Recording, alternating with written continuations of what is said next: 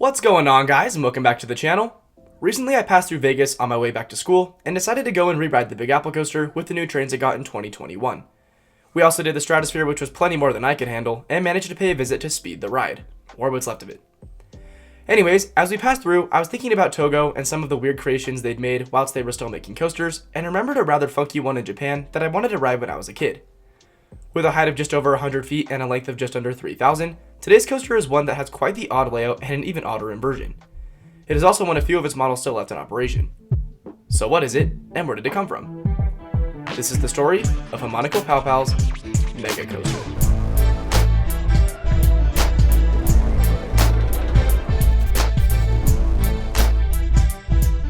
Opening in 1997 and still remaining in operation as of the making of this video, Mega Coaster is an extreme sit-down looping coaster designed by manufacturer Togo that is located in Hamamatsu, Japan. Being one of three still in operation, the coaster has become somewhat of a recognizable figure amongst coaster enthusiasts and tends to be a fairly sought-after credit. But to really understand the complexity and importance of the coaster, I'm first going to give you guys a brief overview of Togo themselves. Mr. Taiki Yamada, founder of Togo itself, started the Togo Gorakuku Company in 1935 and built his first attraction, a 5-foot mechanical walking elephant, in one of Tokyo's neighborhood parks. In 1949, Yamada rebuilt his company and officially named it Togo, before developing its first roller coaster in 1953.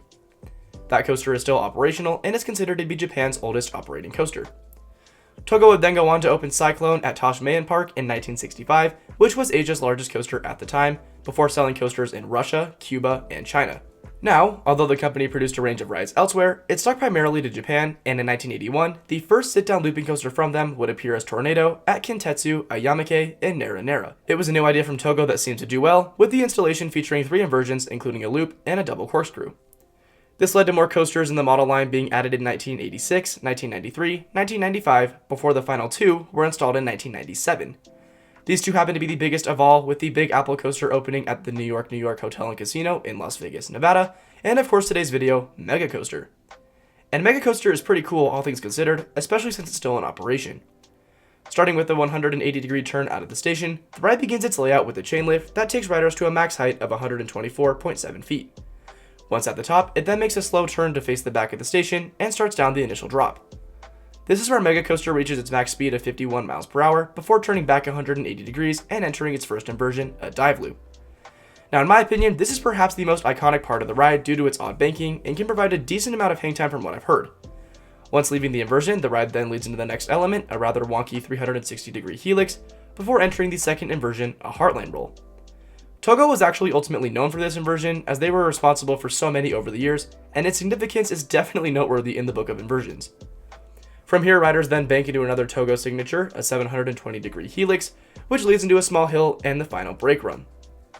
All in all, the ride lasts a total of 2.5 minutes and seems to actually be a decent ride for those interested in trying. While I haven't personally ridden it myself, I do plan to sometime in the near future, so I'll let you know how that goes. But with all that said, we are now caught up to current day on the elusive Mega Coaster, and as always, it's been a major pleasure creating new content for all of you.